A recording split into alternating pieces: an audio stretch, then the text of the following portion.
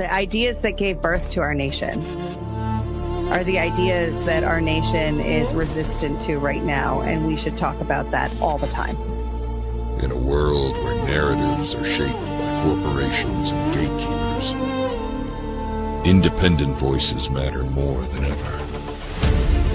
Badlands Media brings together citizen journalists, researchers, and independent thinkers. The truth is triggering. Question the narrative. Explore the facts. It's authenticity, courage, resilience. Search for the truth others won't. It's not about being first or being right. The information war is changing. It's about being authentic. Embrace the friction. Embrace the friction. Shut the f*** up. Authentically antagonizing. Join the movement. I'm going to say how I feel. Follow Badlands Media. This is about the future. The Badlands. What are the Badlands? Explain those Badlands. That's a hell of a name.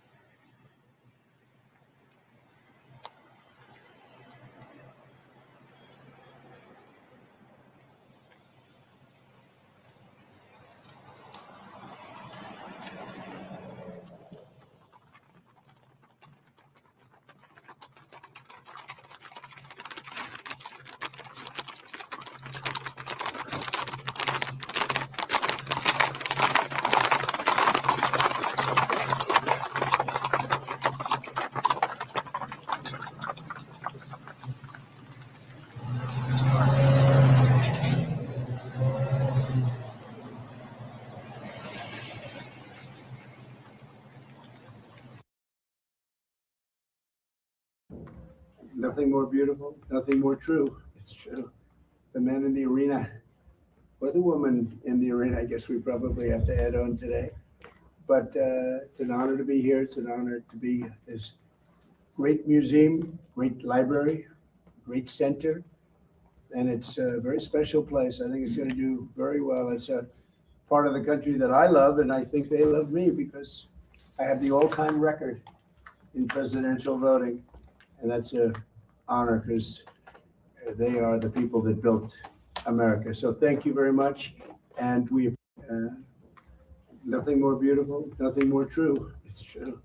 The man in the arena, or the woman in the arena, I guess we probably have to add on today. But it's an honor to be here. It's an honor to be at this great museum, great library, great center.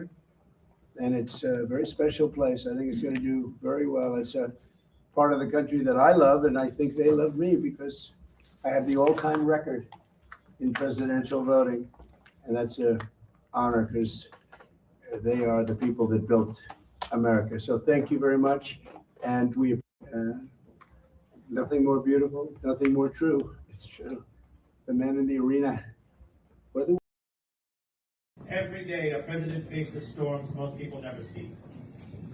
Keep your nerve and remember the nation comes first. You get through. I know you know that feeling yourself. Well, I appreciate those words. Those words are fantastic. And I just want to say it's an honor to be with you today. We are making a little bit of a tour, some of the fantastic things you've done.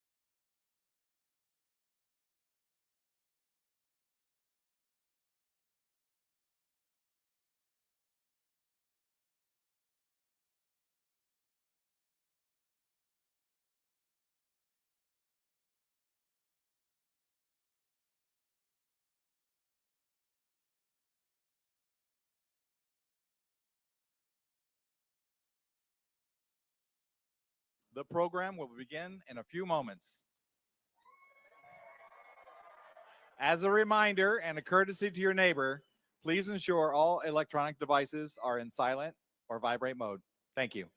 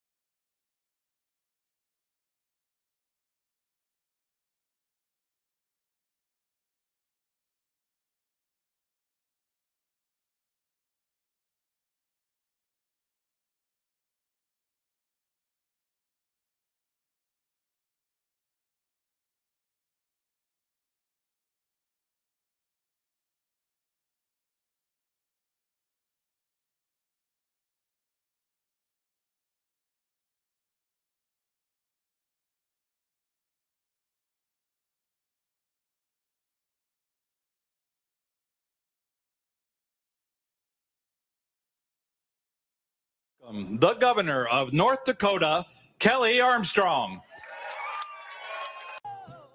Now you go home. Please, please, please, please.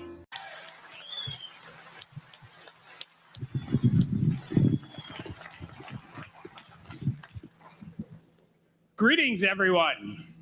I hope you are all enjoying a beautiful North Dakota afternoon. To our returning friends, welcome. We are so happy to have you back in Medora. And to those of you who are experiencing the rugged beauty of these Badlands for the very first time, we are excited to share our home with you. And we know that you will fall in love with this place and all of the fantastic people who have worked so hard to make this dream a reality. Because I am certain of one thing, the Theodore Roosevelt Presidential Library has the most stunningly beautiful backyard of any library in history.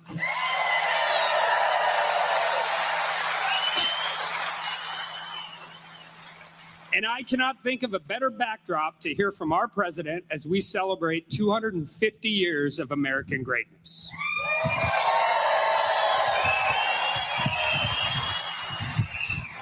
These Badlands and the ranchers who call this place home symbolize the rugged resilience that defines our state and this great nation. We are deeply honored to have President Trump back here in North Dakota, and we are grateful that he is choosing to spend part of this historic week right here in Medora.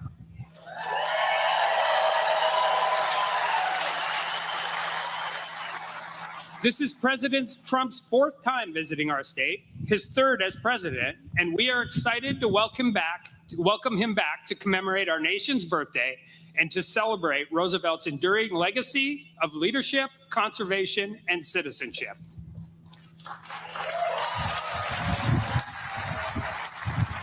But long before TR became the TR we are celebrating this week, before he grew into one of the most consequential figures in American history, he journeyed out here to Western North Dakota with a much simpler and somber purpose. He came here to heal a broken heart. I want to start today by telling our North Dakota piece of the story of Theodore Roosevelt. Because if there's one thing we love as Americans, it's a great comeback story. I know President Trump does. Hell, he's living a pretty amazing comeback story himself right now.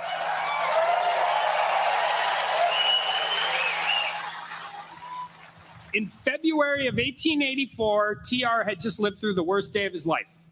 On the same day and in the same house, he had lost both his wife and mother. Unimaginable loss, soul-crushing heartbreak. As TR himself wrote, "The light has gone out of my life." Always direct, he drew a heavy X across the top of that page. Devastated, Roosevelt came west. He came to this place, not as a politician, but as a broken man trying to outrun unimaginable grief. Once here, he threw himself into the Western ethos. He started ranching, he branded cattle, he rode next to hard men who had no idea or interest in his lineage or his wealth. They were, however, highly skeptical of his dandy clothes and his round spectacles. But TR won them over because these Badlands didn't just heal him, they remade him. The heartbroken asthmatic boy became a man. He became a cowboy. He learned the hardships of this life firsthand. He led next to his men, not behind them. He was thrown from his saddle and broke his shoulder. He lost over half his herd to a brutal winter. He spent weeks chasing down boat thieves and delivering them to the local sheriff. But these hardships did not break TR. They healed him. They rebuilt his body and they rebuilt his spirit. If you're explaining TR's version, Medora's part in TR's life to your kids, the best way to explain it is like the training montage in a Rocky movie. And Roosevelt said that himself. For the rest of his life, he called the years he spent in North Dakota the most important education he ever received. He meant it, and we are proud to be a part of it.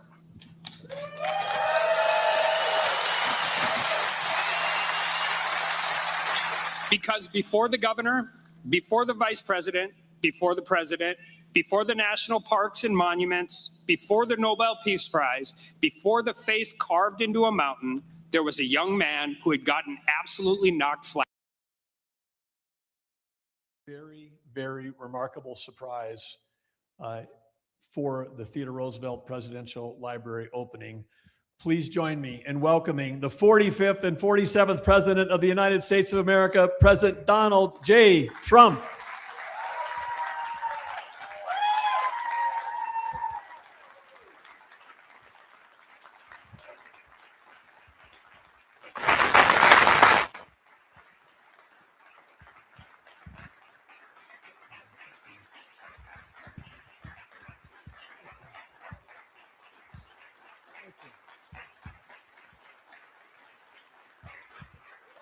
There are a lot of people in this room that are, as we call them, TED heads, people that know a lot of stuff about the history of Theodore Roosevelt.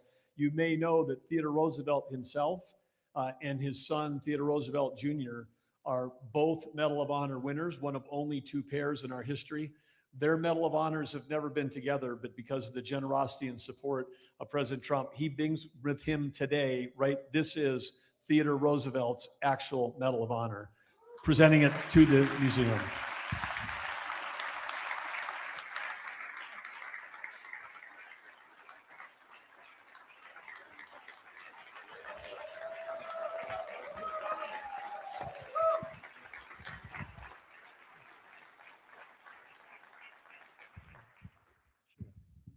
Well, thank you very much. It was in the Roosevelt Room for many, many years. And when I heard about this, I said, maybe we'll think about it. Then I saw what you did and what a magnificent library you built. It's really a library, it's a museum, it's a center, and it's a great tribute. And I said, let's take it from the Roosevelt Room, which is a very important room in the White House. I use it all the time. I'll be a little bit lonely in there without it. But I thought this would be a very, really an appropriate place to have it. And it's very special. You're a very special man. There are very few people that have them. You know, I want to give one to myself, but they tell me I'm not allowed to. My son over here, by both of them, I said, fellas, I'd love to give one of them to me. What have I done that where I deserve it? And they couldn't think of anything. So I'm not happy with them today. Now, there's no higher award. That's the Congressional Medal of Honor, the highest award we have. You have the Presidential Medal of Freedom. That's more of the civilian nature, but those two. But in particular that, because what you have to go through is very rough. So it's an honor to be with you. Congratulations. And it's an honor to be with my friend Doug, who's a spectacular Secretary of the Interior, to put it mildly. There's never been anyone better.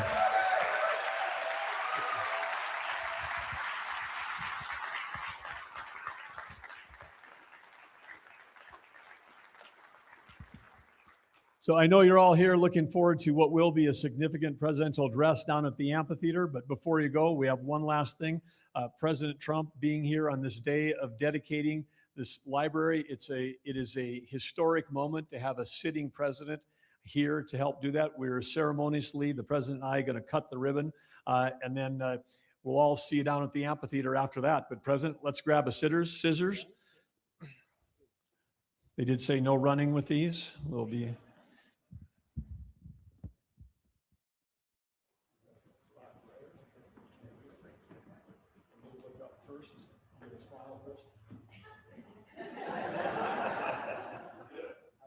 Well, we need audience participation. You guys count down from 10. How about that? 10, 9, 8, 7, 6, 5, 4, 3, 2, 1.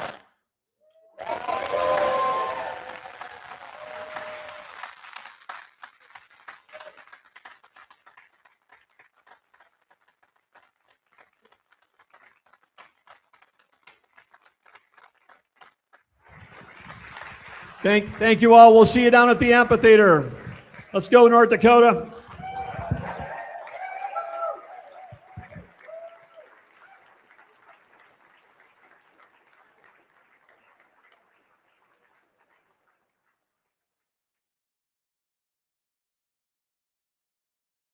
flat by life. He came to the Badlands and he got back up. That is a hero's journey. That is an American story. And right here in Western North Dakota, we are excited to tell it. People are going to come here from every corner of the world. And while here, they will come to understand TR the way North Dakotans always have. As a man beset by tragedy on the verge of greatness. That is why this place matters. Earlier today, President Trump dedicated the Theodore Roosevelt Presidential Library. Mr. President, you gave TR a home in our state, and we will not forget it. And the world is about to know Theodore Roosevelt a great deal better because of it. We have a lot to celebrate in these next few days. President Trump's visit, a presidential library dedication, a state's favorite adopted son, our nation's 250th birthday, all at once in this small town of Medora. We are up to the challenge as North Dakotans, as Americans. As Roosevelt himself once said on a speech on the 4th of July in 1886 in my hometown of Dickinson, North Dakota,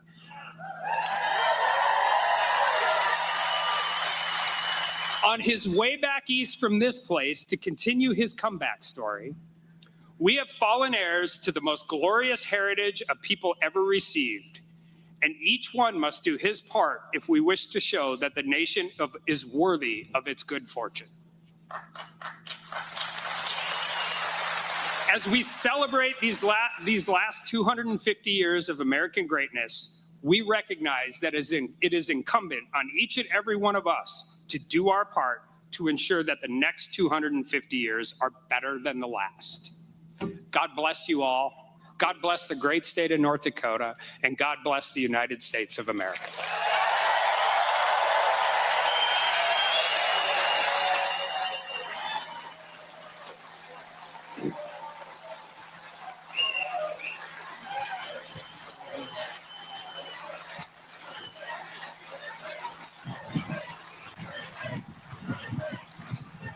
It is now my great honor to introduce our next speaker, Acting Secretary of the Navy, Hung Kao. Now, you can't get physically farther away from an ocean than Medora, North Dakota, unless you came from rugby. But Acting Secretary Kao holds the same position that a young TR did on his way back to the East and on his journey through what we are now celebrating. And as a fun fact, my grandfather was born in Medora, North Dakota, and he was a sailor on the USS Pawtucket. Acting Secretary Kao assumed his current role on April 22nd of this year. He previously served in the same position as TR, the Undersecretary of the Navy.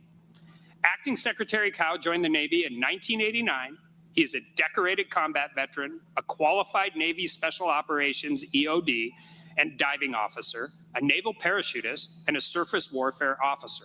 He retired from active duty in 2021 as a captain. He holds a bachelor's degree in ocean engineering, a master's degree in applied physics, and he was a fellow at MIT and Harvard Kennedy School. Guy's smart. He and his wife, April, have 5 children, and we are grateful for their service to our country. Please, everyone, give a warm North Dakota welcome to Acting Secretary Kao.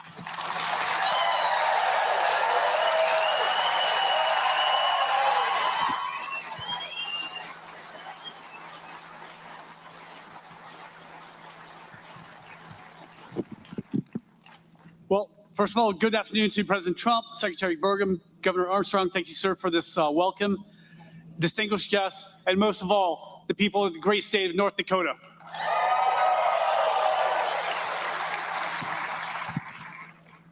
I love being here because for 2 things. First of all, I love Teddy Roosevelt. Okay, who doesn't? Right? The commies don't. That's who doesn't. And the second thing is I get to represent over 500,000 sailors and Marines who stand watch tonight on the front doors of freedom for our sake, so we can be here and celebrate our nation's 250th birthday.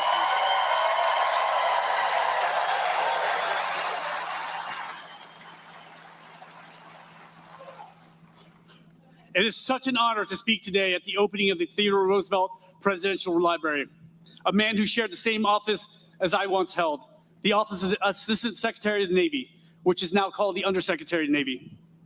In his inaugural speech in 1905, President Roosevelt said, "Much has been given us, and much will rightfully be expected from us. We have duties to others and duties to ourselves, and we shirk neither." In the speech, he challenged us that we have become a great nation. We must behave as a people worthy of that responsibility. Those words resonate today, and the call to action is still the same. We didn't ask to be the leaders of the free world, but we are, and we must not shirk that responsibility. President Roosevelt is one of the most revered leaders, and historians will all agree that he's one of the top presidents in our nation's history. He was yes, he was.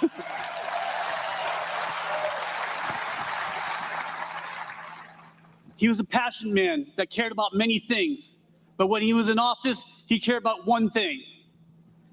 He cared about propelling America into becoming a superpower. He spoke his mind and fought for the American principles. He believed in and exercised executive power and wrote more than 1,000 executive orders to create everything from national parks to the Great White Fleet. President Roosevelt saw emerging challenges around the world and believed the United States needed a modern, capable fleet ready to defend national interests.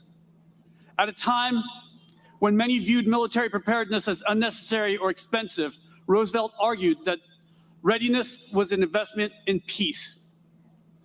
Roosevelt understood that America's interests required a fleet capable of operating worldwide. He didn't advocate for naval expansion because he sought conflict. Instead, he advocated for it because he believed a strong fleet would prevent conflict. His vision reminds us that ships are more than steel and technology. They're instruments of deterrence, diplomacy, and national power. Every ship, every sailor, and every Marine advances the same objective Roosevelt championed more than 120 years ago: preserving peace through strength. The significance of the Great White Fleet was not measured by the number of miles it traveled or the number of ports it visited. Those ships were built during peacetime, at a moment when many questioned the need for a larger and more capable Navy. Roosevelt saw beyond the challenges of his day and understood that readiness could not wait for a crisis. His foresight would soon be validated. When World War I erupted less than a decade later, many of the same ships and sailors of the Great White Fleet were ready to answer our nation's call.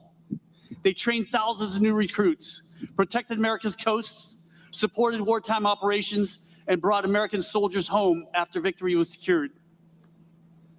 The strength that had been built in peace became the source of security in war. In that sense, the Great White Fleet was more than a demonstration of American power.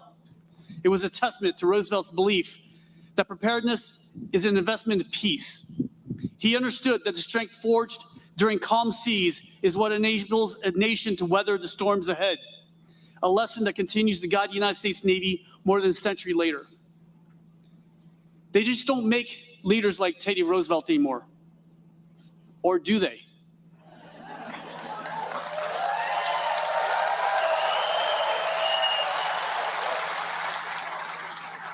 Teddy Roosevelt was exactly the president America needed at the turn of the 20th century. 120 years later, in the 21st century, we have another great American who believes in American greatness, Donald J. Trump.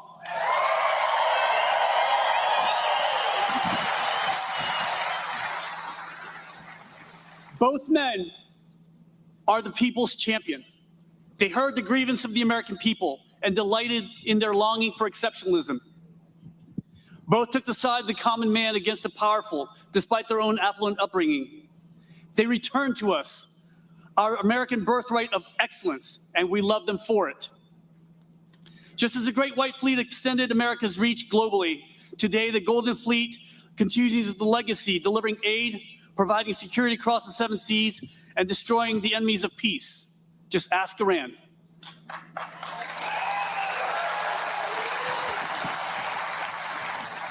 And I tell you what, if you really piss us off, we're going to fly into your country and snag you and your wife while you sleep in your beds.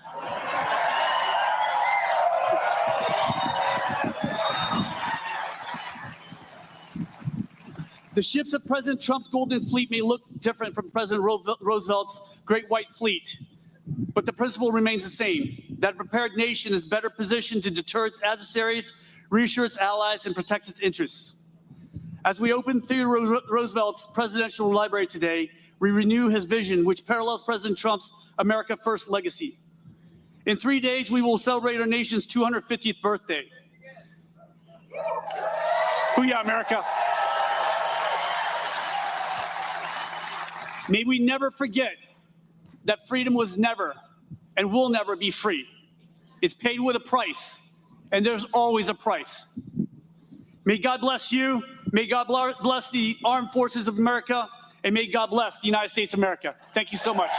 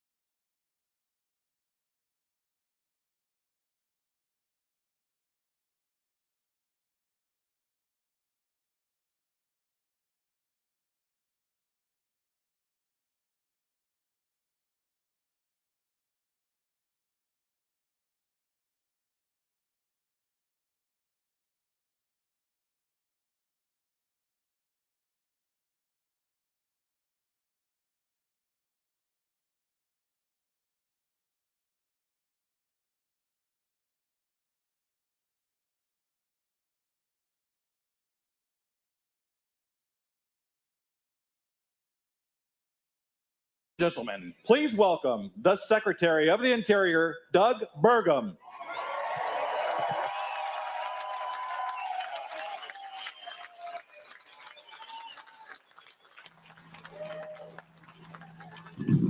Hello, North Dakota.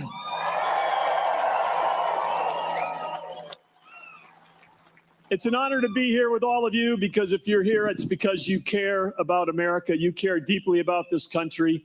You care about where it's going, and you care about the people that live on this land and make their living working off the land.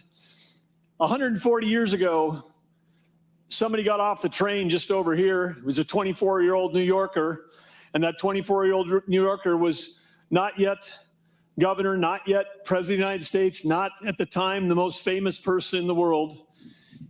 He was someone that came west to ranch, and he learned about what it was like for hard work and the working people, and that transformed his ability to lead, and he transformed himself, and then he transformed our country.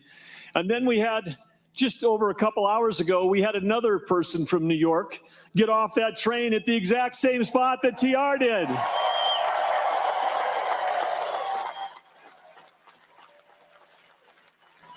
And you know who that is. You know me, and you know that I know hard work, and I have never worked with or for anyone in my life that works harder than the person I'm about ready to introduce. I'm talking 20 hours a day, 7 days a week. And when he's working for all of you. He's working for the American people.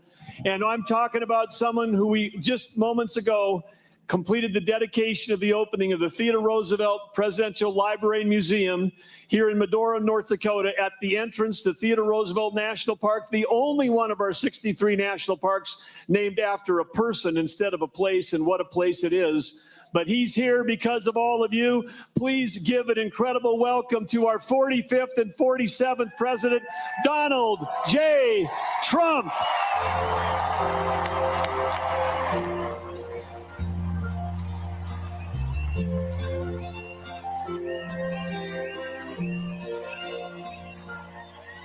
If tomorrow all the things were gone, worked for all my life, and I had to start again, just my children and my wife.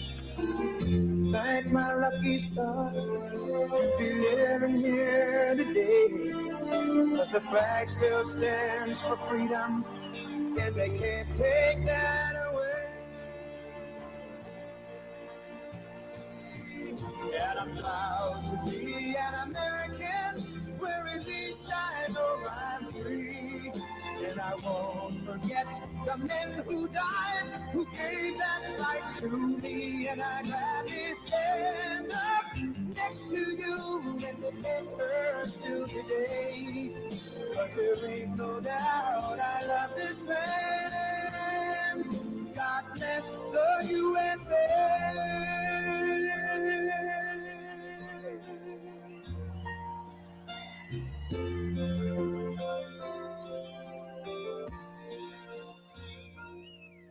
From the lakes of Minnesota to the hills of Tennessee, across the plains of Texas, from sea to shining sea, from Detroit down to Houston and New York to LA, where there's pride in every American heart, and it's time we stand and say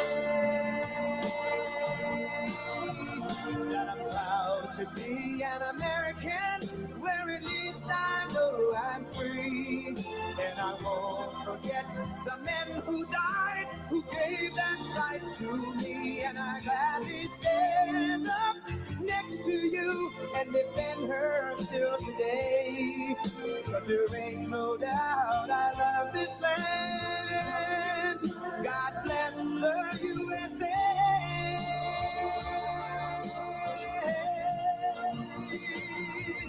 And I'm proud to be an American, where at least I know I'm free. And I won't forget the men who died, who gave that right to me. And I gladly stand up next to you and defend her still today. 'Cause there ain't no doubt I love this land. God bless the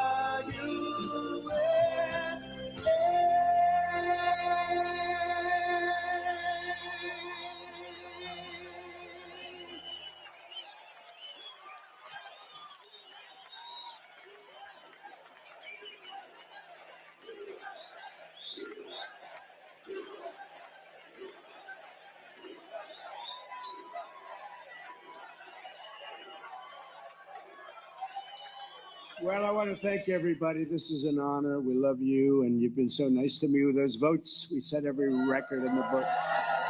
But today we come to the heartland of America to pay tribute to a man who embodied the heart and soul and fight and spirit of our country as much as anyone who ever lived. And he's a very special man, and that's why I'm here, President Theodore Roosevelt. And he loved your community. He loved your state. And he was quite something. He was really quite something.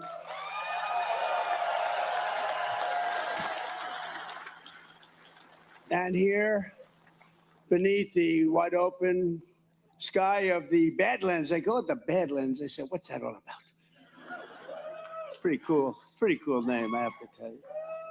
On the steps of the burning hills, we dedicate a living monument to a legend, a statesman, a soldier, frontiersman, and a true American hero. This is a very exciting thing for me. And number one, I have to tell you, because this was an inaugural flight of a certain airplane called Air Force One after 37 years.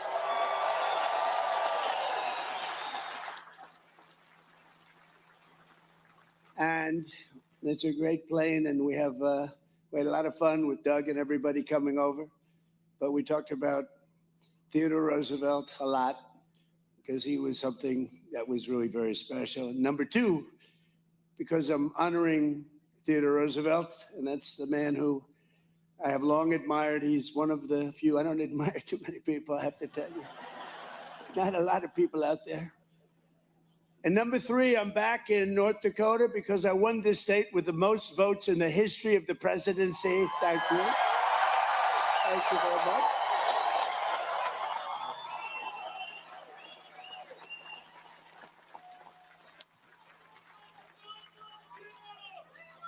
And number four, I have two teleprompters that aren't working, and here I stand.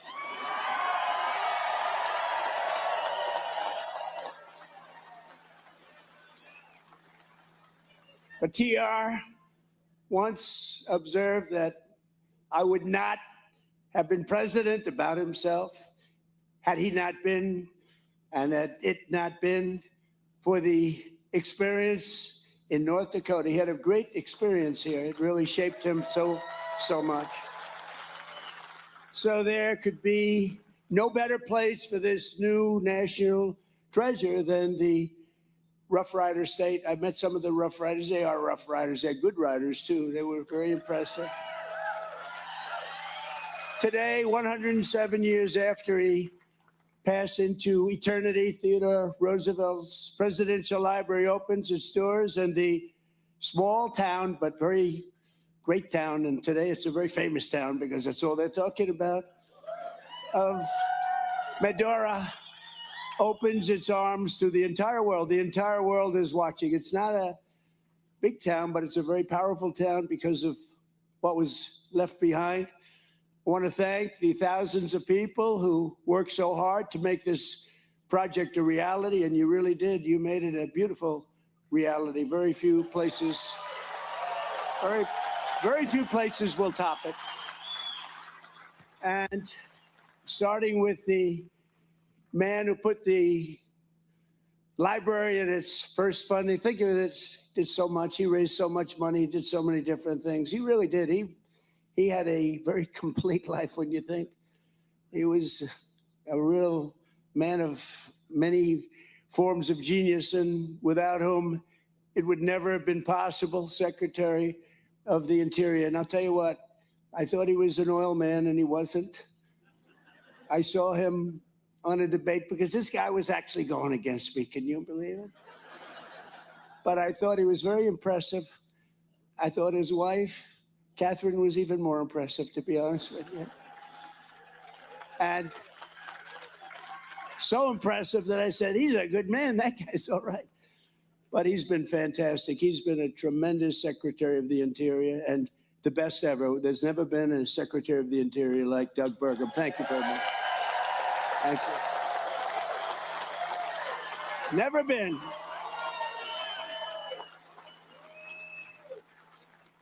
And, you know, Doug called me. He said, would you do me a favor? He's really fantastic because I did not know the gentleman too well.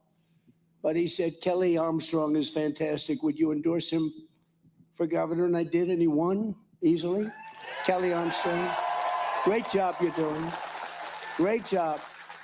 And two of my very good friends, two warrior senators, tough cookies, tough. Oh, I wish they could get their way. We could get a couple of little things passed, like voter identification, like proof of citizenship.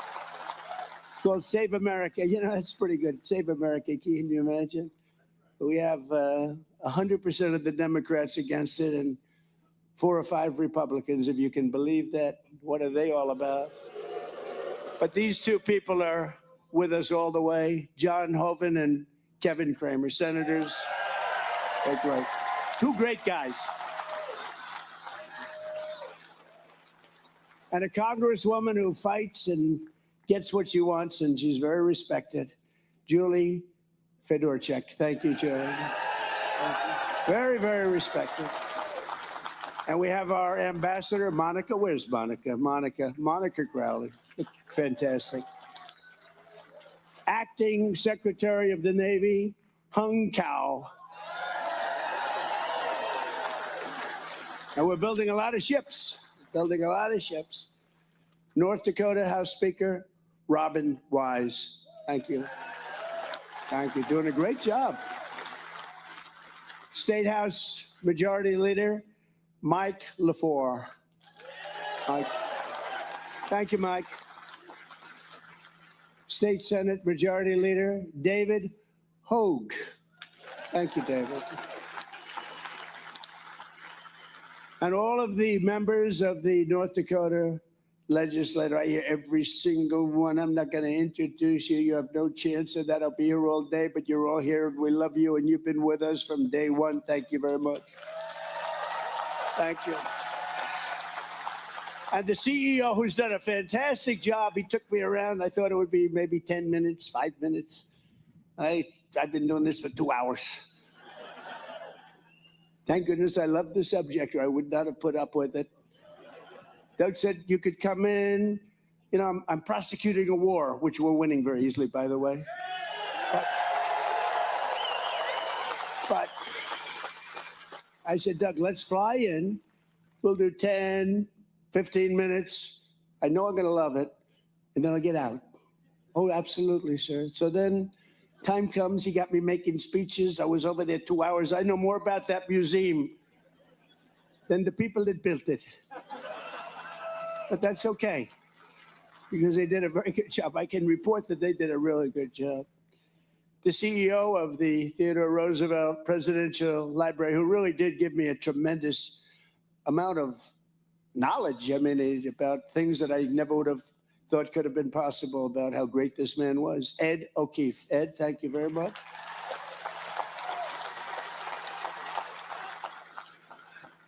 And two of my sons are here, Eric and Don.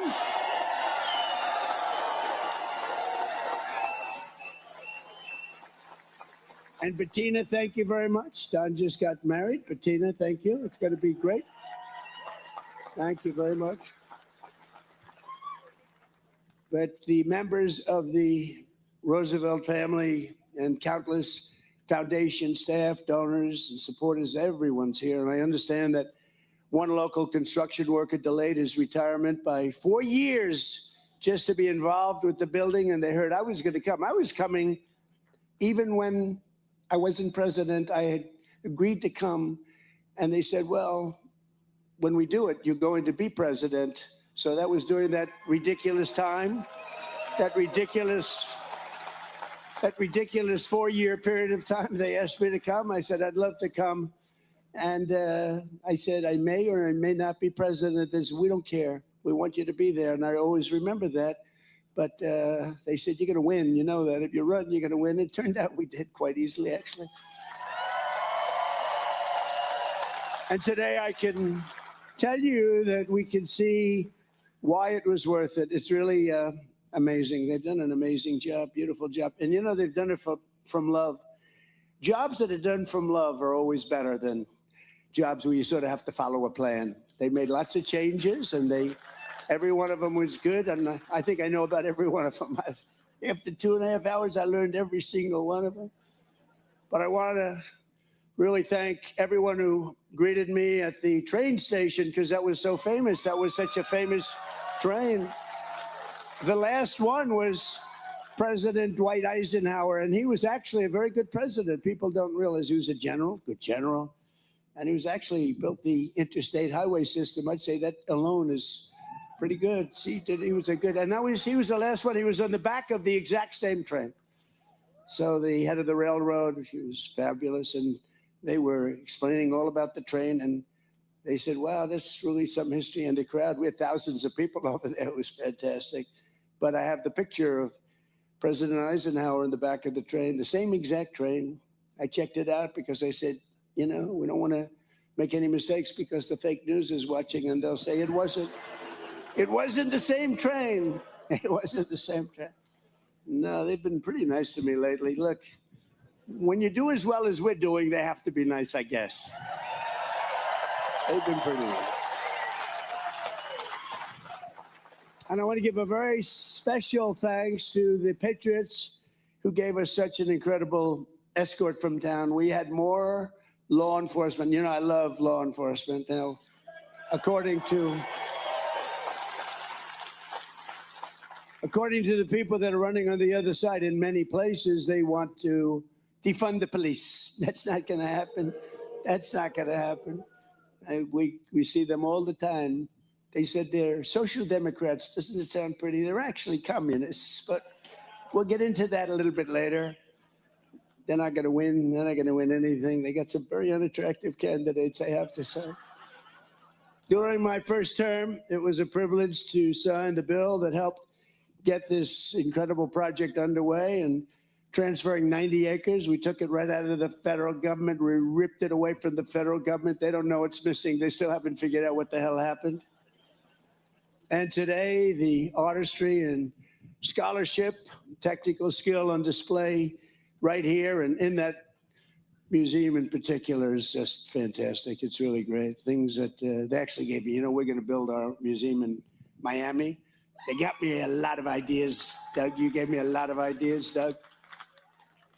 But they really did it well. Incredible. I even had a conversation with Theodore Roosevelt. I said, what did you think about the Panama Canal? Do you consider that your greatest achievement? How do you feel about the fact that the Democrats gave the Panama Canal away to Panama for $1?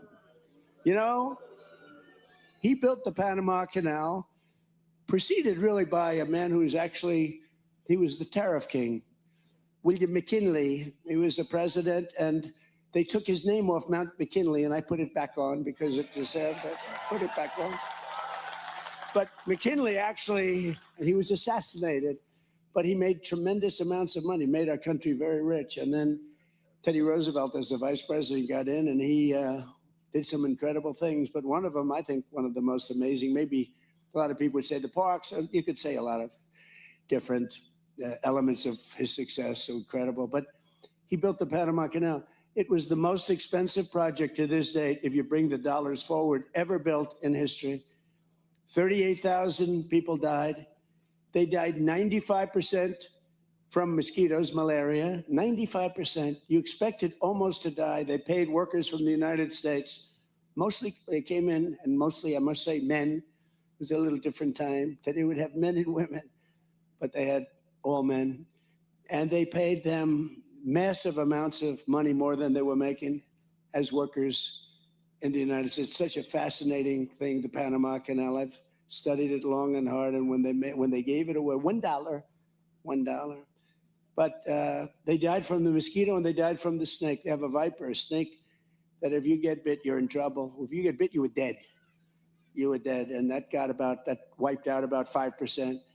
We lost 38,000 people building the Panama Canal, our people. 38,000 people died building the Panama Canal. It opened, and from day one, it was very successful. And we gave it away. We gave it away. It was the most expensive thing we ever built. And it was also the most profitable thing we ever built. That's a nice combination. A little bit like Venezuela. We did a good job in Venezuela. And we're actually doing equally as well with the Islamic Republic of Iran. Maybe you've heard of it. But think of it, the Panama Canal, so we gave it away. The first thing they did, you know what they did? They raised the prices to the ships by 4 times, and they didn't lose one ship. And then they raised it again twice, and they didn't lose one ship. All they did is make tremendous amounts of money for years and years. How stupid was that? And now China is trying to take over the Panama Canal, and we're not going to let that happen, okay?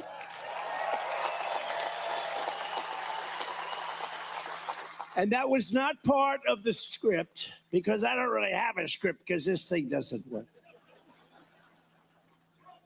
It's appropriate. The one on my right is slightly better than the one on my left. The one on my left is a waste of time. It's a little like politics. The one on my right is a little bit.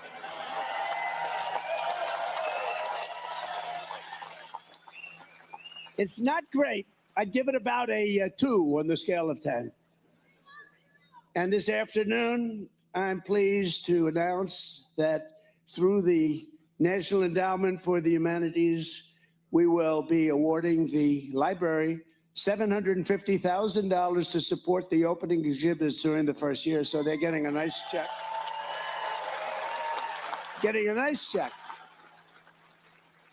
And as you know, this week, Americans all across our nation are filled with joy and excitement and anticipation as we prepare for one of the proudest moments in our history. 250 years, think about that. 3 days from now, we will celebrate the 250th anniversary of the signing of the Declaration of Independence. What a document that was.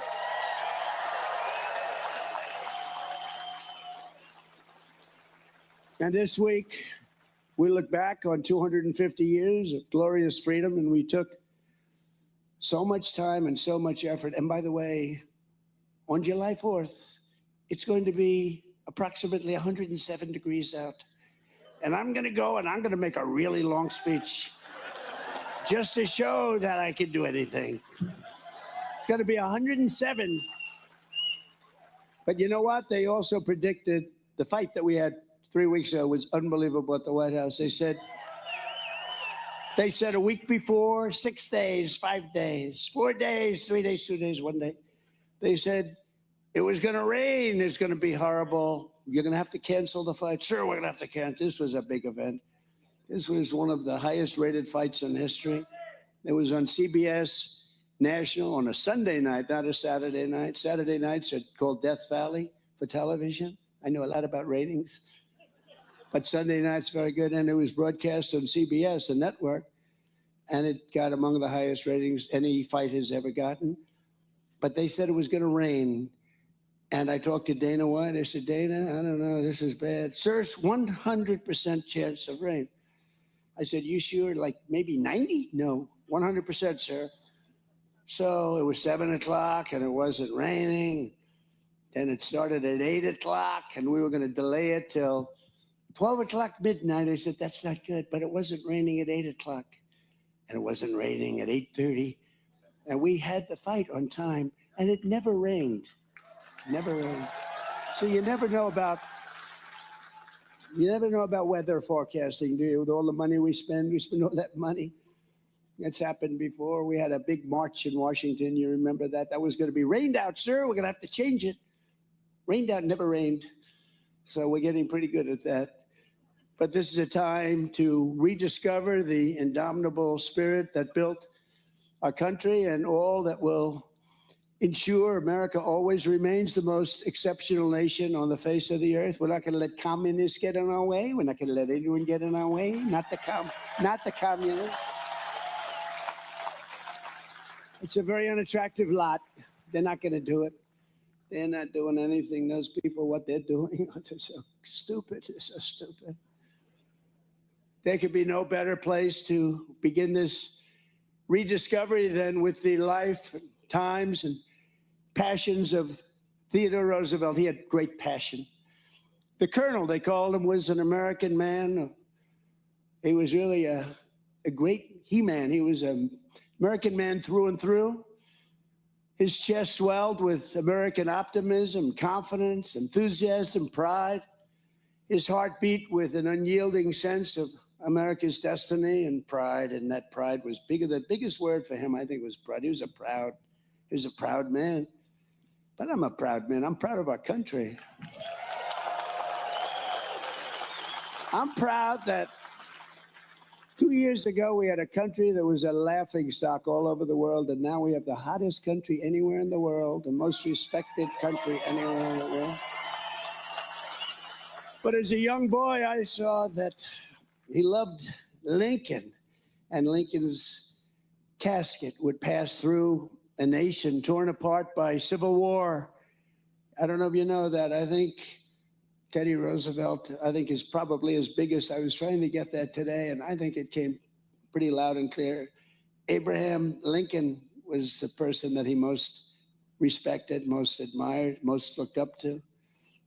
He has a beautiful picture of Lincoln that he had in his one of his rooms, one of his very important rooms where he lived, and it's at the library. By the end of the 60 years, TR had transformed his country by the reach of his vision. He had a great vision, and by the force of his will, into one of the greatest places, one of the greatest empires, one of the most incredible countries, ready to take its rightful place as the strongest and most respected nation anywhere in the world. They didn't have people that they had no idea where they were. They didn't have people that couldn't walk up the steps. See those steps? They didn't have people that had no idea where the hell they were.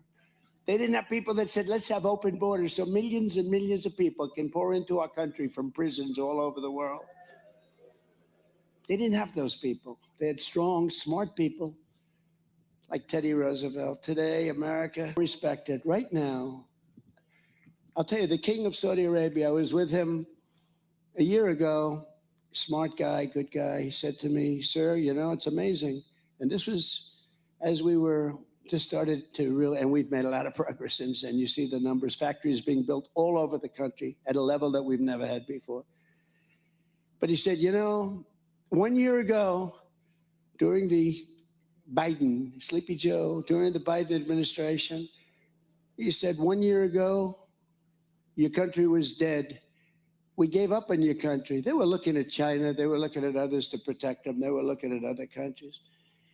And now you have the hottest country anywhere in the world. He said that, and it's true. Now it's even more so than it was then. Hottest country anywhere in the world. So Theodore Roosevelt and his presidency fell exactly at the halfway mark between the founding in 1776 and the place we are today in 2026. And here are 5 lessons, and I wanted to write these because you can learn from some people, not from too many. From a lot of them, you don't want to learn much. But you can learn from him, and here are 5 lessons that are really extraordinary. Life offers to all Americans on the threshold of our 250th year. First of all, the life of Theodore Roosevelt reminds us that Americans never give up. We don't give up. You know, if you really look back 2 years ago, I could see people wanting to give up. I can see them wanting to give up. He never stopped, never quit, never surrendered in pursuit of his dreams. He had a dream, a very complex dream he did because of the way he traveled, the way he moved, the fact that he ended up here and turned out to be one of the most impactful things he ever did, ending up right here where we are.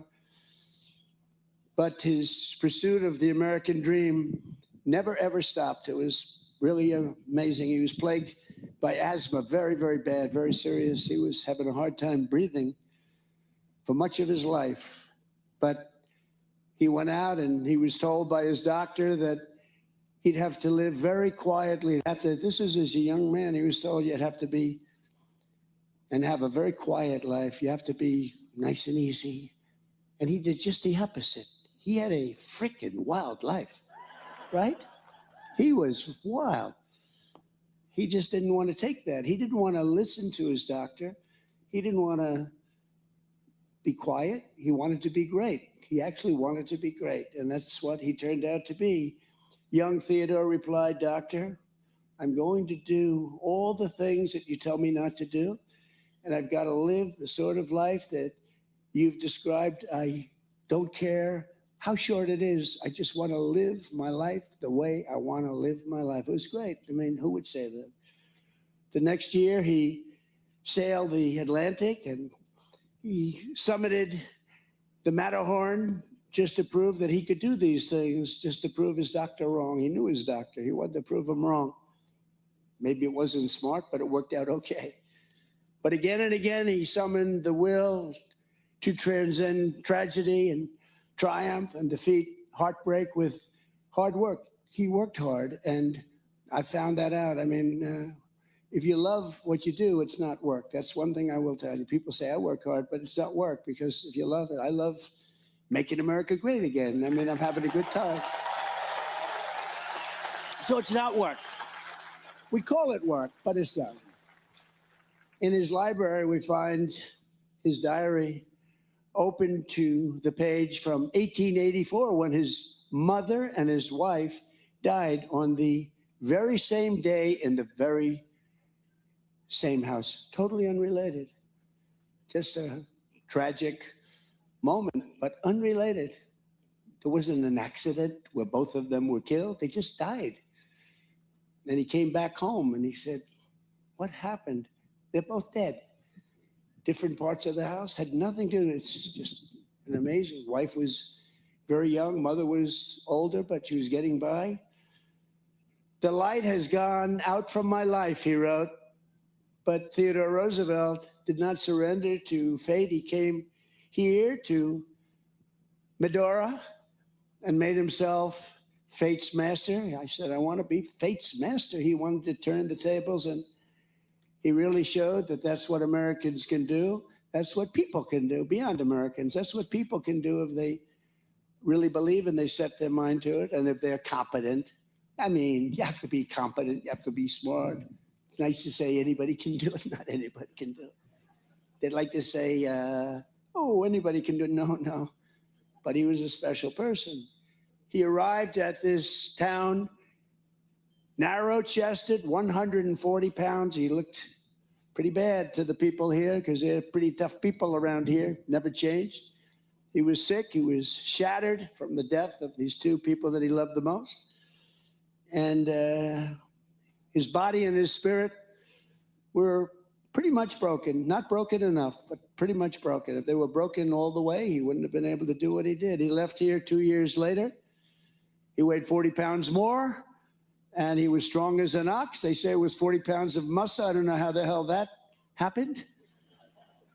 They didn't have modern-day drugs. Of course, the modern-day drugs don't do that either, do they? In fact, they actually take away the muscle. That's not good. How are we doing, doctor? Well, you lost a lot of muscle. That's not good. But we didn't have any of that. He was 40 pounds of steel, the vital man of vigor, who would become president of the United States not that long after he left. Wow, that's amazing. I know what it takes to do that. It's tough. As a sheriff's deputy, he heard 3 thieves had stolen the only boat in town. So he built another, and over 3 days chased the criminals 300 miles. He wanted all those poor criminals.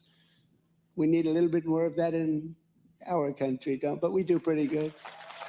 We have the best border we've ever had. We do pretty good. Think of it, we have the best border, strongest border. We went from the worst border in history in 3 months to the best border in history, so we do okay.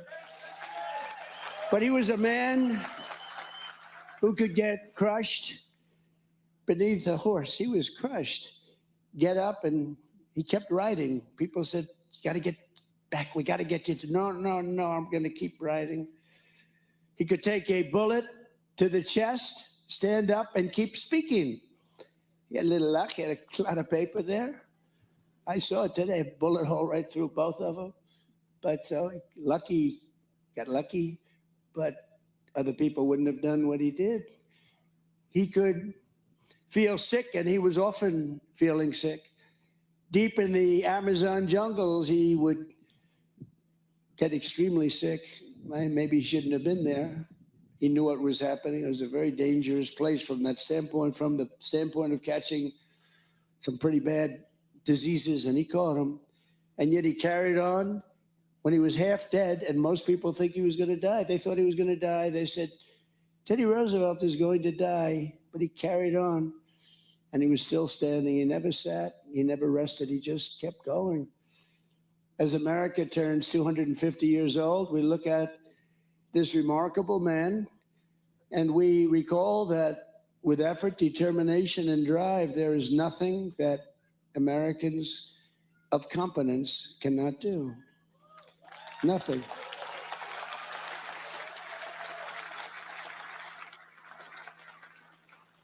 Our ancestors were the people who raised up New York City from the marshes of Manhattan and then ventured into the Dakotas to carve up a life in the place that they called hell with the fires burned out. I don't know what the hell that's supposed to mean.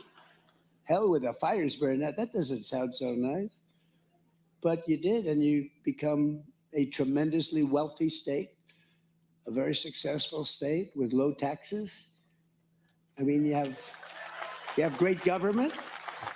You have great government, these people right over here and the people I introduced, but other places have good land. They have valuable assets under the land, and they're losing. You know, California was our third biggest oil drilling state, Doug, not so long ago. It's got tremendous amounts of oil. Nobody knows that. It was third after Texas. Years ago, it was a big oil drilling. Now they won't drill because the environmental lunatics have said don't do it, and it's not a state that's doing very well. In fact, it's doing extremely poorly. One of the most beautiful states in the world, best weather, best everything. From winning our independence to laying the railroads, taming the West, and planting our flag on the moon, nothing great that America has ever done has come without staggering effort, and it's never come easy. It's been really an unflagging persistence that drove us into greatness. We had the persistence of great people, great men, great women. They were persistent. They never gave up. This country was built on the conviction that just because something is hard to do, that only means that Americans try even harder, and they succeed almost all the time.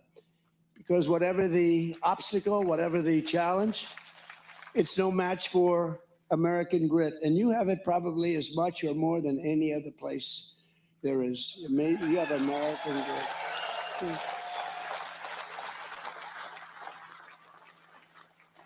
And second, Theodore Roosevelt reminds us all that to be a great nation and to be a free nation, we must have courage. Without courage, you have nothing. As TR once put it, freedom is not a gift that lasts long in the hands of cowards. How about that? Doesn't last long in the hands of cowards. What a great statement.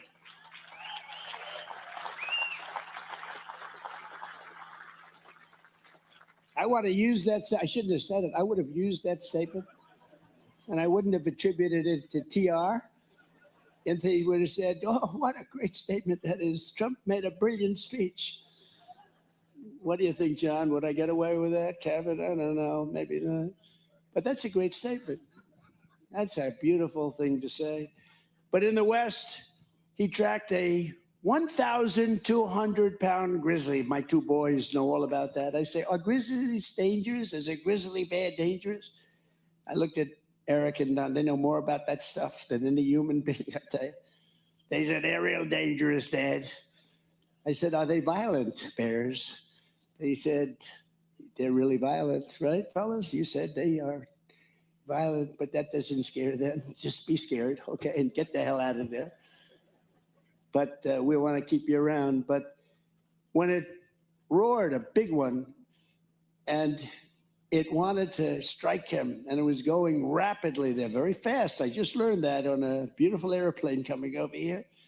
He shot it squarely between the eyes, and it fell, touching him but not able to destroy him. When he heard a man here threaten to kill him right here, one of your tough people, is he around by any chance? Would you please stand up?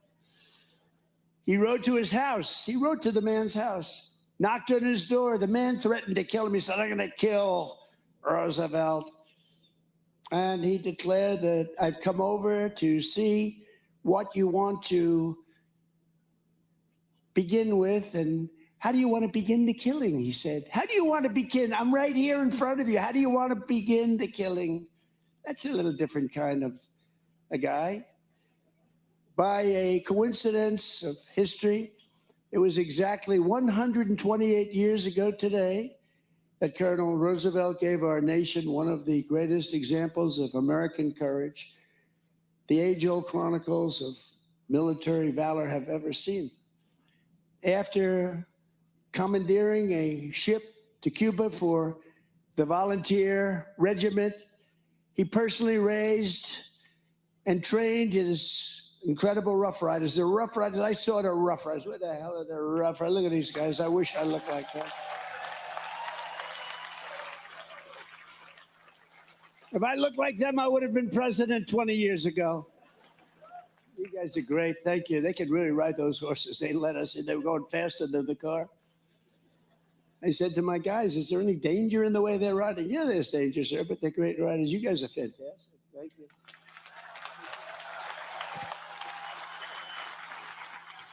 But he led the Rough Riders in their heroic charge up San Juan Heights. And with malaria coursing all throughout his veins, he was really sick. Colonel Roosevelt galloped into a hail of Spanish bullets, and when his horse came to a wire fence, he leapt off the horse. He jumped off the horse, and he started running toward the enemy. I don't know if that was smart, but he made it.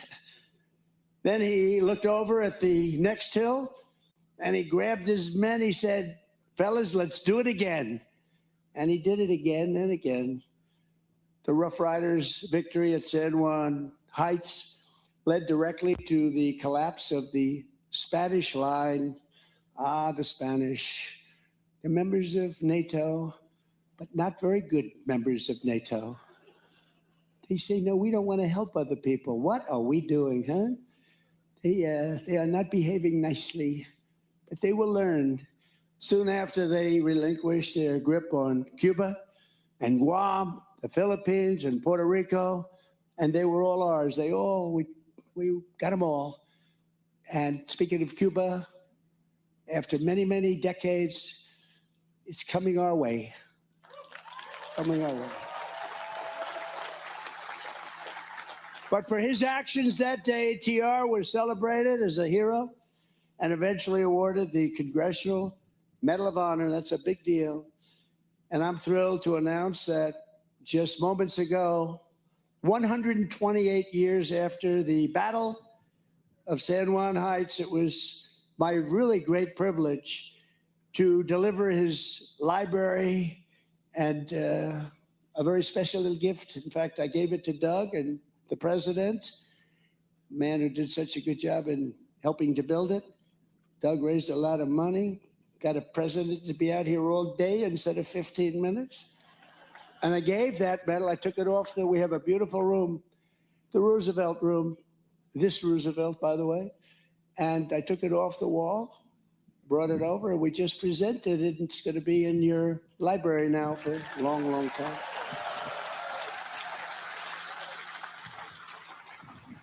And it'll be displayed alongside the Medal of Honor earned by his brave son. His son was brave. It's genetics, you know, it's like the racehorse theory, right? Fast horses. Theodore Roosevelt Jr. on D-Day, he also received that incredible acknowledgement, except for Arthur and Douglas MacArthur. Arthur was his son, Douglas MacArthur, great general. They're the only father and son pair to receive our nation's highest military award for courage above and beyond the call of duty. Now, as I see my two beautiful sons sitting there, I think I'm going to give one to myself, one to them, and we'll have a threesome, okay? I'll pick out one of the two. I'll give them the Congressional Medal of Honor for something, for their genius at hunting. And I'll get one for taking on Russia, or something. And we'll have a third pair. No, I'm only kidding. But I have seriously thought about, now this is dangerous to say because the fake news is up there all over the place. And when I joke, I learned early on, don't be sarcastic in politics.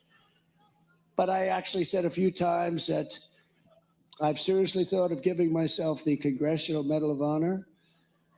Now, everyone knows I'm doing it with a chuckle, but then they report, he wants to give himself the Congressional. So I don't say that anymore. It's very dangerous to say. But it is the highest award, and they had a father-son get it, and that's a tremendous tribute to a genetic pool. As we enter the 250th year, Americans must never forget we are a historic and heroic people with a heroic spirit and a heroic purpose.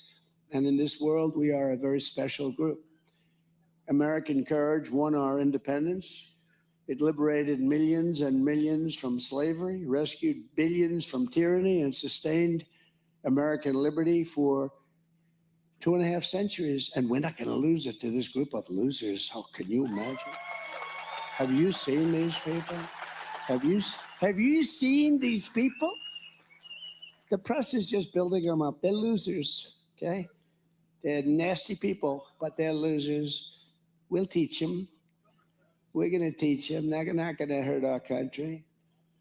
Without courage, there is no America today. If you don't have courage, we wouldn't have America today. We wouldn't be close. Third, Theodore Roosevelt believed in the America that really works and worked. He refused to accept failure, mediocrity, corruption, decay, or decline. And neither should we. That's why we can't take this nonsense that's going on right now. We're not going to take it. The first public cause he ever supported was a bill to fix the streets in New York City. He was very New York City and New York centric. You know that. That's where he came from. He was a pretty rich family. As the civil service commissioner, he fought tooth and nail to return to federal hiring to a principle called merit. Merit, isn't that nice to hear? And by the way, do you know a little while ago, not in yesterday's decisions, where we actually had a good day except for birthright citizenship, which will work out some way, but we had something called, do you know what we're talking about? We had something that gives back tremendous power to the President of the United States. And we won that, I think, 6-3. And it was taken away from another Roosevelt. It was taken away from FDR in 1932. It was taken away. And for almost 100 years, that's been up for grabs. Slaughter, it was called, the Slaughter case. And a lot of people didn't think it would ever be won. And we won it 2 days ago in the Supreme Court. It gives power back to the president at a time where the president really needs power. It's a great decision. It was the most important, and we want some others too. It was the most important decision of all of them, I think. But we'll take care of the birthright citizenship because that was not meant for rich people from other countries. That was meant for Actually, it was meant for the babies of slaves. If you look at it, it was a month after the Civil War ended that it went through. That's because it was meant for the babies of slaves. It wasn't meant for rich people from China. That came over in Gulf Streams. It was meant for the babies of slaves. So I believe, no, I know they got it wrong, but that's okay because they gave us something that nobody thought. But they also gave us something in one of the sessions a year ago. It was called merit. Our country now is based again on merit. So if you're a student with very average marks and you looked a certain way or you acted a certain way or whatever, and you get into the finest school in the world, and then you're somebody else that looked a certain way or acted a certain way, and you have all A pluses, and you have all great marks and board numbers that are through the roof, way above other people, but you don't get in, they get in, it's all over with. It's based now on merit. I don't even know if people know. The fake news didn't want to cover it. To me, that's one of the greatest decisions. And that took courage of the Supreme Court because our country became great because of merit. We became great because of merit. And when you look at those soldiers that we have standing there at Washington, D.C., where we ended up, so we had one of the most unsafe cities, places, our capital, anywhere in the country. And now we have one of the absolute safest. You can walk anywhere in Washington, and we fixed up the monuments, and Doug was fantastic. We had 78 monuments, fountains, statues. We have the reflecting pond, which we did the best job of all. And they came in with box cutters and they cut it up, but it's working fine. We're going to let a little water out. We're going to redo it a little bit. But we fixed it up after 100 and think of it. It was 1922 that it came about. And from the day it was built, it leaked. From the day it was built, it didn't work. But when it did, when they had water, it was beautiful. It reflected Washington, the Washington Monument. It reflected Lincoln and Washington. Think of it. How beautiful. How beautiful. And these people went in and cut it up. And they got caught. We'll see what happens with them, but they got caught. But they put a big gash, 350 feet long. Think of that. 350-foot gash along the side of this very expensive material. But it will have it all. It's already good. We want to have it done for July 4th, and it was done for July 4th.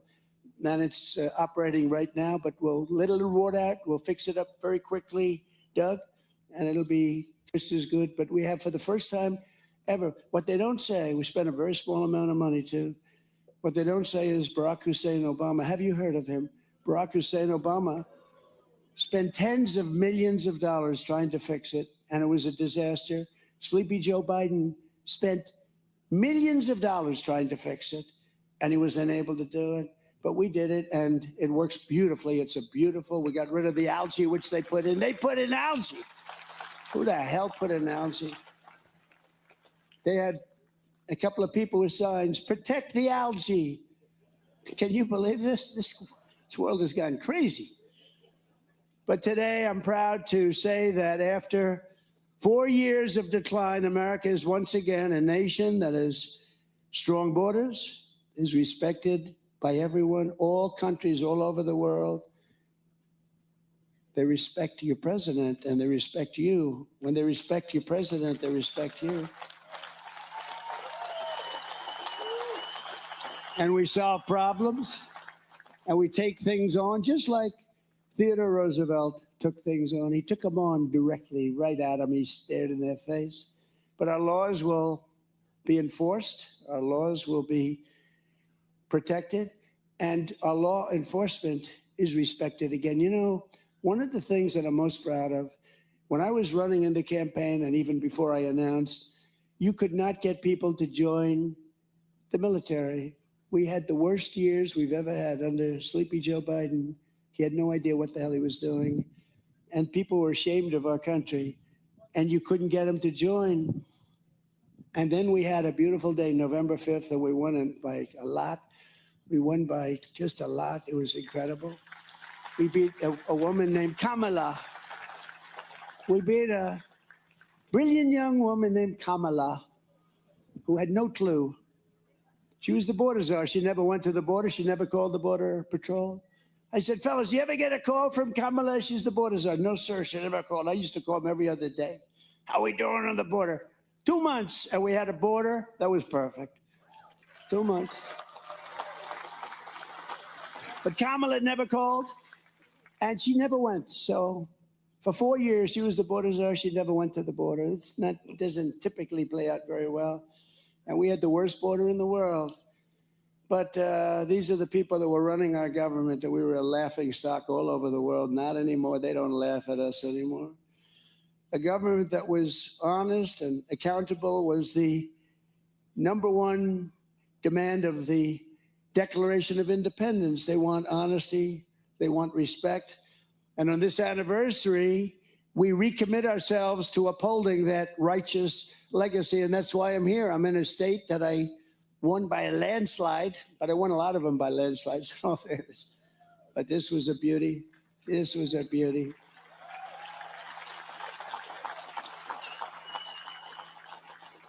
And I refuse to tell you. My son said, Dad, don't say that. So I won't. I refuse to tell you who got more votes, me or the legendary, and he was great, Theodore Roosevelt. I refuse to say. Because you'll say he's a braggart. He's a terrible human being. He's a horrible person. So I refuse to say. I told my son, I will not say. Thank you. Thank you for giving me some good advice, Eric Trump and Don Trump. TR was also a staunch and ferocious opponent of a thing called communism. You've been hearing a lot about that lately. He said the doctrines of communistic socialism, if consistently followed, mean the ultimate annihilation of civilization. Other than that, he thought it was wonderful. As we're seeing now, communism is the greatest threat to our country, including, I believe this. You know, when I said it, I said, boy, that's pretty severe, but I think it's true. It's the biggest threat to our country, including World War I, World War II, Pearl Harbor, September 11th. I think it's a bigger threat, potentially a bigger threat than that, because it's like a cancer that spreads, and you better stop it fast. We will never let the United States become a communist country. Won't happen.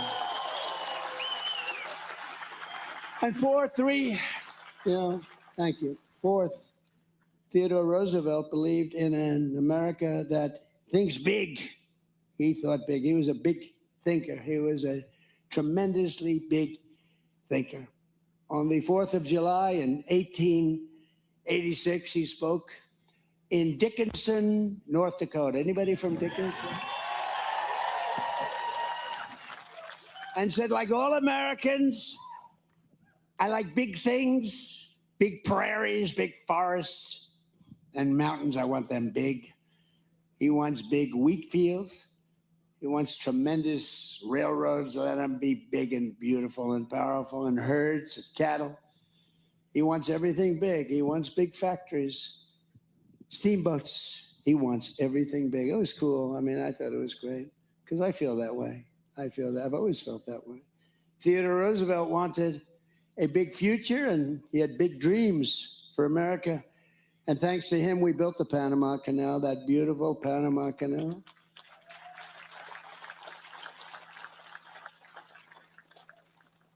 That is not managed the way it should be, but we won't talk about that now. But he did all of these incredible things with parks and everything else. And we vanquished every foreign power from the hemisphere, and he raised the American flag on the far side of the world. He had our American flag planted on every part of the world. He would call, or whatever they did in those days, is the flag over there? Is the flag? He wanted that flag to fly boldly in other countries and other parts of the world. We built the Great White Fleet. Did you ever hear the Great White Fleet? We used to build ships. We're going to start very soon building them again. We're building them like you see, although we do build the greatest submarines ever in the world. We're 15 years ahead on submarines and other things. We do other things great, but we're going to start with the ships again. We used to build a ship a day. And now they got out of that. A lot of people that didn't know what the hell they were doing in running our country. Theodore Roosevelt understood that the grand and righteous ambition is not a vice, it is an American virtue. Having ambition is a positive thing, he said, not a negative thing. And it won us our country, and it's been among the greatest forces for good. It's been the greatest thing. Our attitude and the attitude toward our country and making our country great by some people. Not all presidents were like that. I don't want to get involved with talking about the individual presidents, but we had some good. We had few great. We had a couple, but we had some good. But we had some really bad ones, and they set us back very, very substantially. In particular, the last one. A nation like an individual either rises or falls, builds or decays, lives or dies by this.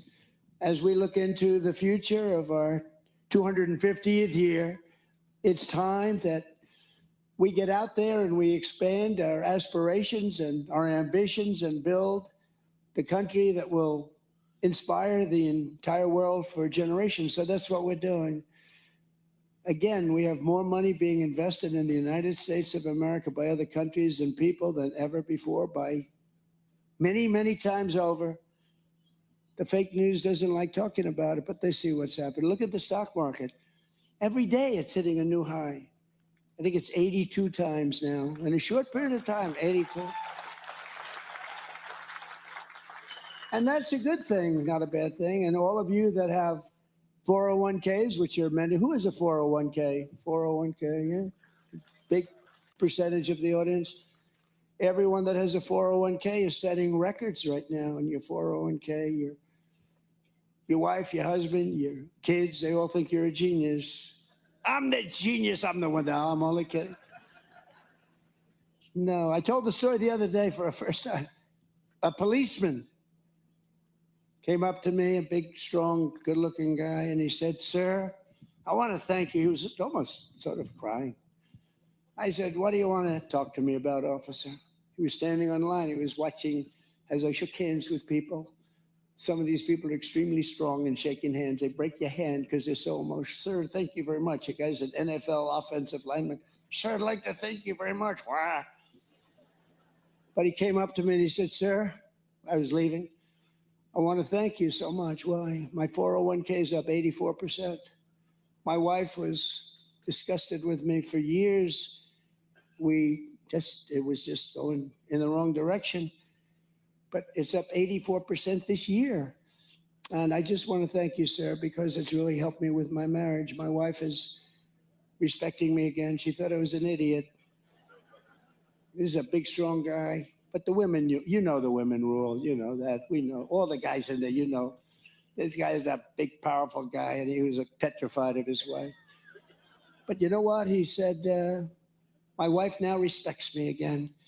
She thinks I'm a genius. She thinks I'm Warren Buffett. She thinks I'm one of the greatest investors. But they are up. But everybody in this room, there's not one person here that hasn't been going up 50, 60, 70, 80%. Your 401ks, you're making a lot of money. Everybody is. And we have more people working today than any time in the history of our country. We have more people working today than at any time. And we inherit a tremendous inflation problem from Biden. We inherited the worst inflation in history. 48 years, they say, but let's say history. It was the worst inflation, and prices were high.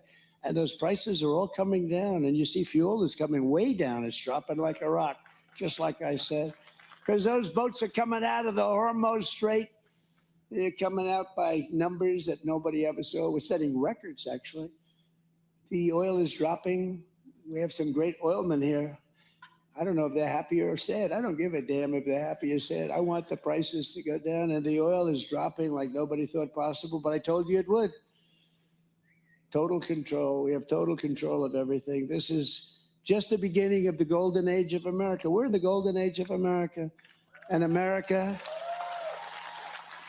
is going to experience something that I can truly say, I believe the best is yet to come. It's going to be coming, and it's here, but it's coming at speeds that nobody thought possible. Finally, Theodore Roosevelt understood that whatever our background, we are all Americans. We're Americans first, united under one flag. And we don't wipe our hands on a flag. Did you hear the person? One of our communist people. But they cleaned it up. The press cleaned that statement up. You know that, right? She didn't use the word hands. She used a different word, a disgusting word. They're disgusting pigs. She didn't use the word hand. They said hand. She used another word. You know what word I'm talking about. These people are a disgrace. That's why Theodore Roosevelt boldly fought for what he called the new nationalism. The word nationalism is a very interesting word. Putting the needs of the whole nation and all of these people above partisanship, lobbyists, crooked politicians. This one thing with these guys, they are honest as hell. I'd let you know if they were crooked, if John or Kevin were crooked, I'd say they're crooked pals, but they're honest. Maybe they're too honest, actually. We got to get an election going here, fellas. But no, these are great politicians. They're great people. That's why you put them back in office in record numbers, the two of them, all the time. But TR knew that true patriotism demanded caring for the worker, the environment, and the health and culture, and integrity for the nation itself. He was something special. He was a really great man. He was a man the likes of which you may never see again, but we'll all get close and we'll all try and duplicate what he's done, because he was a man of unbelievable genius and unbelievable toughness and principle. So I want to just say that it's an honor to be with you. It's an honor to be asked to represent our nation in the opening of what will be a truly great library, museum, or center. Call it what you want. And he deserves it as much as anybody that's ever been president of the United States, which is such a great honor. And I just want to thank everybody for being here on this extremely hot day. It's a beautiful day, and it's a beautiful state. And I want to thank you all. Thank you very much, everybody. Thank you. Thank you very much. Thank you.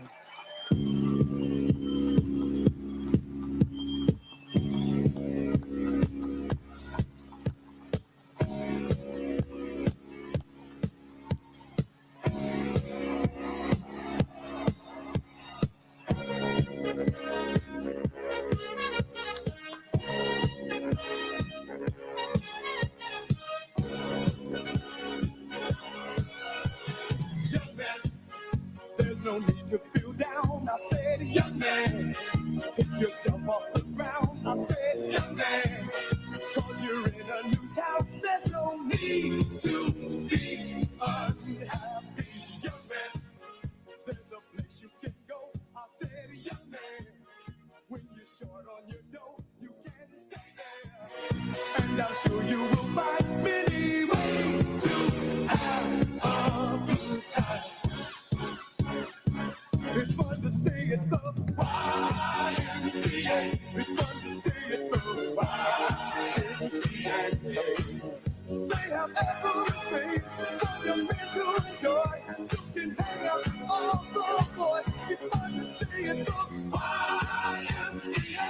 It's fun to stay at the YMCA. You can get yourself clean. You can have a good meal. You can do whatever you feel. Young man, are you listening to me? I said, young man, what do you want to be? I said, young man, you can make real your dreams, but you got to know this one thing. No man does it all by himself. I said, young man, put your pride on the shelf and just go there to the YMCA. I'm sure they can help you today.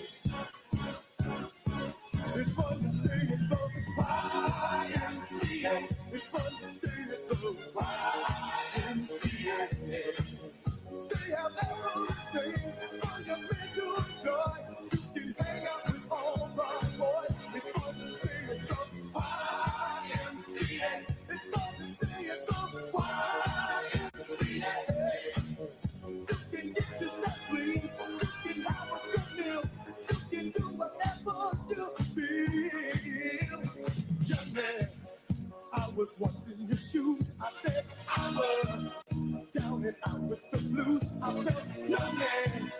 Cared if I were alive. I felt the whole world was so tired. That's when someone came up to me and said, young man, take a walk up the street. It's a place there called the YMCA. They can't stop you on your way.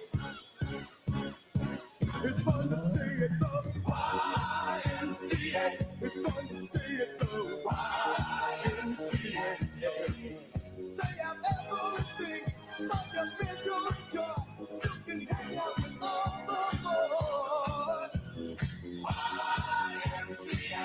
It's fun to stay at the YMCA.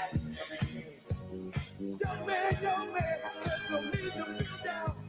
Young man, pick yourself off the ground.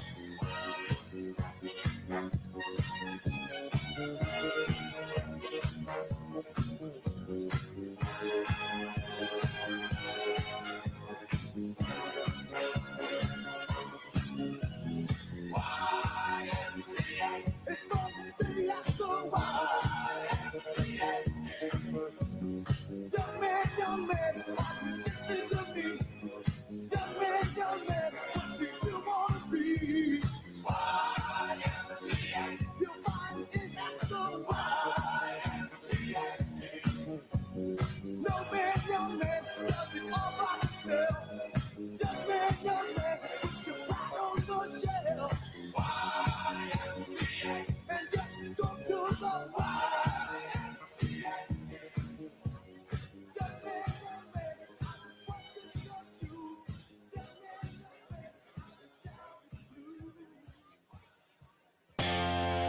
What up, Badlanders? Are you ready to rock something new in 2026? Well, as always, we got you covered with the Rise Badlands Native Collection. Built from the rich tones and rugged terrain of the Dakotas, equal parts beautiful and brutal. Old roots, new vibe. Whether you got gators in your backyard or you have to take a bush plane to the post office, Badlanders are worldwide. Different dirt, same tribe. Speaking of different dirt, the ghost of Base Patrick Henry designed a plan for the border wall that he actually sent to the White House. It's friggin' hilarious. Now you can get it on a shirt, hoodie, and more. And don't forget, every order throws fuel on the fire of the Made in USA parallel economy. So grab something now at badlandsmedia.tv/rise. MyPillow's second annual mega sale is finally here. Get our patented premium MyPillows that adjust to your exact individual needs to give you the best sleep of your life. When I got MyPillow, I'm asleep almost immediately. I stay asleep at night and I wake up more well-rested in the morning. Now for the lowest price ever. Kings, $19.98. Queens, only $18.98. And Giza Dream bed sheets, the best sheets in history, for as low as $29.98. Lux Pure 6-piece towel sets, towels that actually dry you. What a concept! Now only $39.98. And our made in the USA mattresses and mattress toppers as low as $99.98. So go to mypillow.com or call the number on your screen.